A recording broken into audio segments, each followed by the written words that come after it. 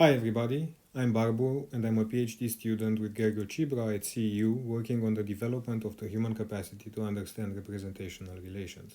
Today I'll give an overview of a set of experimental studies looking into how 19-month-old infants understand simple animations. By using animations, we have learned over the past 30 years that infants draw various inferences based on them. They ascribe agency to chasing balls, beliefs to flatfish, and dispositions to geometric shapes. Yet little is known about what infants make of animations once they start interpreting what is going on the screen. Do they, for instance, take these figures to be real agents engaged in actions that are occurring here and now in front of them, or do they know that these are representations, just like adults? As a first step towards tackling this question, we outline 4 possibilities for infant interpretation of animations. First, infants might not understand animations at all. Second, infants might think that animations are spatio-temporally continuous with the surrounding environment of the screen.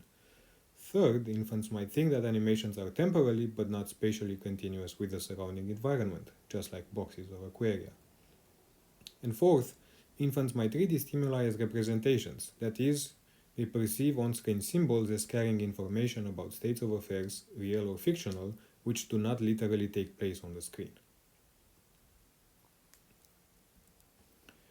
To narrow down the hypothesis space, we designed 3 experiments that combined reality and animation in different ways.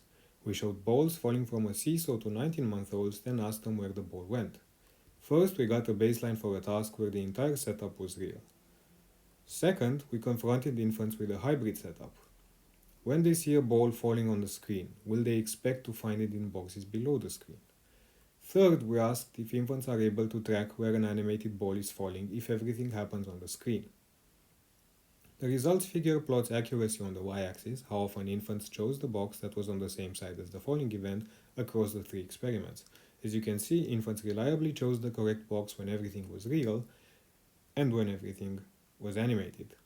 By contrast, infants were at chance in the crossover condition, indicating that they didn't think that animated balls can end up in boxes below the screen, and thus that they are not naive realists. But why did infants disregard the ball falling event in the crossover experiment? Was it because they have merely learned that screens have boundaries which do not allow objects to pass through? Or was it because they know that there is no actual falling event on the screen? To address this question, we asked what infants do when receiving conflicting information about the location of an animated protagonist. Do they identify the protagonist by its physical location or by its virtual location? In experiment 4, we introduced 19-month-olds to 2 simple animations featuring a bear and a rabbit exiting and entering a house. After making sure that infants have learned which animal lives in which world, we covered the screens and aligned them vertically, and then uncovered them again. In one condition, there was no change. The screens depicted the same backgrounds as they did in familiarization. In the other condition, we surreptitiously swapped backgrounds from familiarization to test. In both conditions, we asked infants about the location of the 2 animals, which were not visible at all during test.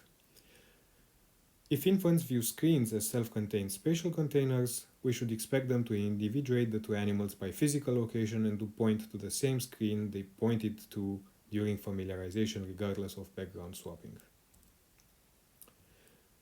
This prediction is not borne out by the results. In the no-swap condition, most infants point to the same screen they chose during familiarization when asked where the rabbit is. By contrast, in the swap condition, most infants point to the screen which currently displays the background of the rabbit, suggesting that they dissociate medium, the physical screen on which animations are presented, and content, the animated environment of the protagonist. In sum, the current study indicates that 19-month-olds distinguish animations from reality and are thus not naive realists. Moreover, they seem to have figured out that animations are independent from the physical medium they are presented on. We take this pattern of findings to be consistent with the hypothesis that infants interpret animations as representations. Before ending, allow me to thank my colleagues and funding sources for supporting this project in so many ways, as well as you for listening.